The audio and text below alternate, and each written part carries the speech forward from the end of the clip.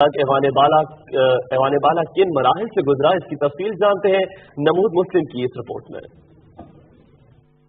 1973 کے آئین میں وفاق کی اکائیوں کو ایک ساتھ جوڑنے اور برابر نمائندگی دینے کے ساتھ وفاقیت اور جمہوریت کی مضبوطی کے لیے ایوان بالا تشکیل کرنے کا فیصلہ ہوا تو سینٹ یا ایوان بالا وجود میں آیا۔ 6 اگست 1973 کو ایوان کا پہلا اجلاس ہوا۔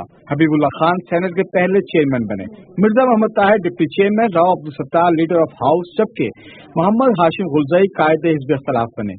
اگلے سینٹ یعنی 1975 سے 77 تک حبیب اللہ خان ہی چیئرمین رہے۔ 5 جولائی 1970 میں معاشرہ لگنے سے سینٹ معطل ہو گیا، جو 1985 تک معطل رہا۔ 1985 سے 88 اور 1991 تک غلام اسحاق خان چیئرمین سینٹ رہے۔ 5ویں، 6ٹھے اور 7ویں سینٹ کے چیئرمین وسیم سجاد رہے۔ 1999 میں ملک نے ایمرجنسی کے نفاذ کے بعد 2003 تک سینٹ ایک بار پھر معطل رہا۔ 2003 میں سینٹ بحال ہوا تو محمد میاں سمرو چیئرمین سینٹ منتخب ہوئے، جو 8ویں سینٹ کے ساتھ 9ویں سینٹ میں بھی چیئرمین رہے۔ 2009 میں فاروق ایچ نائک چیئرمین سینٹ منتخب ہوئے۔ 11واں سینٹ نیر حسین بخاری نے بطور چیئرمین سینٹ مکمل کیا اور اب 12واں سینٹ ہے، جس کو موجودہ چیئرمین میاں رضا ربانی چلا رہے ہیں۔